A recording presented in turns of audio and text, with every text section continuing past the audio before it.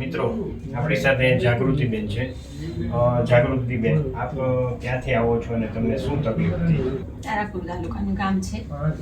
તારાપુરથી આવો છો? હા, તારાપુર. શું તમને તકલીફ શું હતી? દુખતી હતી, ડાબો હાથ દુખતો હતો. તો ત્રણેક વર્ષથી તકલીફ હતી, પણ હમણાં છેલ્લા અહીંયા હોસ્પિટલમાં 15 દિવસ પહેલા આવી ત્યારે વધારે હતી. પછી ત્રીજી વાર આવ્યું અહીંયા દવા લેવા માટે, તો ત્યાં બિલકુલ સારું થઈ ગયું. આપણે બોન સેટિંગ કર્યું હતું. Bone setting. અને તમને તકલીફ કેવી હતી? આમ બહુ દુખાવો થતો હતો. હમણાં કાંઈ ચાપ્યું બેસી નતું શકાતું, બેસી નતું શકાતું, સુઈ જવું પડતું હતું. સુઈ સુઈ જવું. જવું પડતું. બીજું શું થતું હતું? દુખાવો જ એટલો રહેતો હતો, કશું પકડાતું નતું હાથમાં. તમારે ત્યાં આવીને સરસ થઈ ગયું. કેવો દુખાવો થતો આ બેન? બહુ દુખતું હતું. રાયડો પાડી દે. તમે કહો તો શું થતું? શું થતું હતું ને, આ રહી ડોકી રહી ગયેલી, આ રહી ગયું. તમારા સવારમાં કે મમ્મી મારે તો સુઈ ગઈ હતી, ઉઠીને તકે મારે દવાખાને જવું પડશે. લખીને આપણે ડૉક્ટરને બોલાવીએ. ડૉક્ટર આવીને ડૉક્ટરે જોયું કે મટી જશે.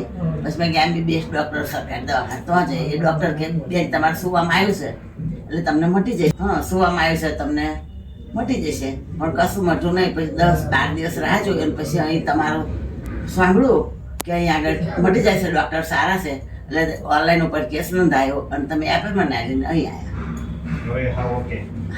એકચ્યુઅલી એમાં એવું હતું કે એને રોગમાંથી નસ દબાઈ ગઈ. બરોબર. હવે એ ગાદી બહાર આવે ને એટલે એ નસ દબાઈ. બરોબર. તો આપણે શું કર્યું, ગાદીને આપણે એની જે છે પરિસ્થિતિમાં જ્યાં ત્યાં હતી ત્યાં આપણે બેસાડી દીધી.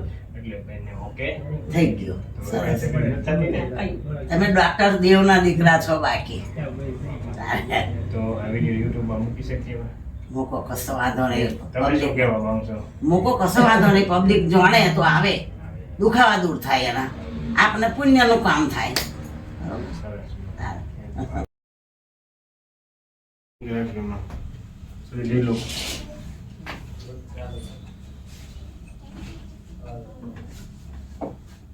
હા, કમાલ ને ડોકી આવ ઢીલી મેંગજો.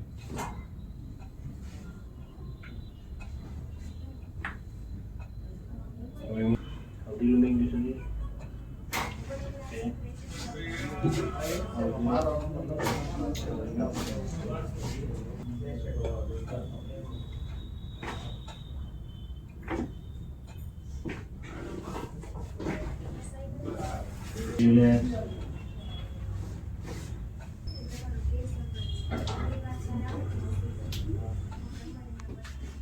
ઢીલું મેંગજો બા. ઓકે.